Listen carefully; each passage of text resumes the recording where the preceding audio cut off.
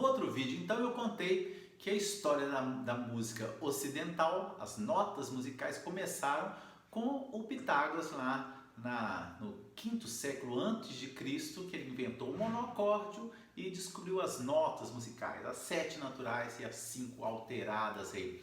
Mas será que já tinha nome essas notas? Bom, parece que não, né? Nessa época que eles começaram a chamar as notas por letras, né? Que é o que a gente chama hoje em dia de cifras, né? Então, e é o que a gente percebe também, tudo começou com a nota Lá, porque hoje em dia a gente sabe que a cifra A é Lá, né? Isso é até interessante a gente mostrar aqui no quadro, ó.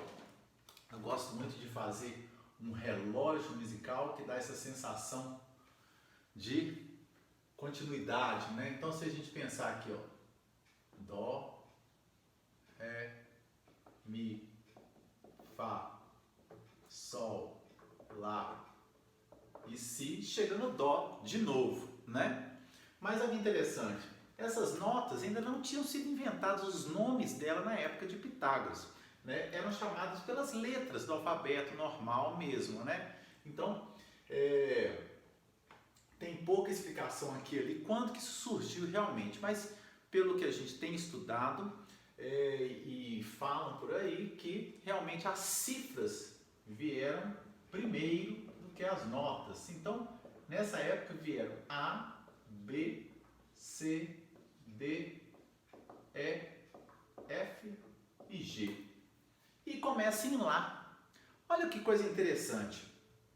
O Lá, então, na antiguidade e antes, era mais importante do que o Dó, como hoje em dia é importante. Hoje em dia a gente sabe que toda a escala principal, a nota principal é Dó. Mas antigamente era o Lá. A gente consegue perceber a evidência disso, percebendo que o piano, né, que é o pai de todos os instrumentos, né, a nota mais grave, a primeira nota do piano é um Lá.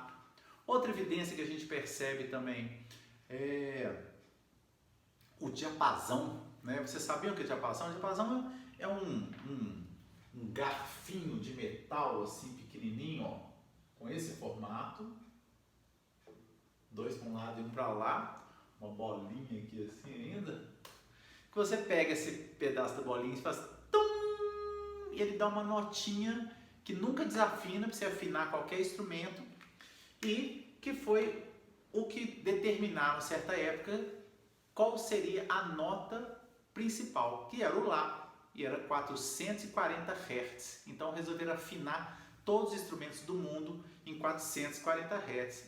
Teve uma época da história que cada lugar se afinava os instrumentos de uma maneira diferente, né? Chegava o sujeito e falava assim, vou apertar aqui desse jeito, pom, pom, pom, ficou bom, e tocava desse jeito, né? Então, às vezes uma bela orquestra de uma região, se fosse comparada com de outra região, eles tocavam em afinações diferentes, né? Então, num certo momento, resolveram padronizar tudo isso, afinando todos os instrumentos em Lá 440 Hz.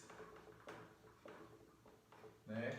Hertz é uma unidade de vibrações, né? Vibrações por segundo, são 440 vibrações por segundo, isso que é um Hertz. Então, essa afinação que a gente chama de diapasão também foi em Lá. Conclusão, o Lá, então, era mais importante do que o Dó. Então, por isso que as cifras começaram a partir de Lá, A, B, C, D, E, F, G. E já teve, inclusive, H, você acredita? Que é A, B, C, D, F, G, H. O que seria o H? O H seria o que hoje a gente chama de Si bemol, né? Uma nota um pouquinho mais grave do que o Si. Então já teve H também. Pois é.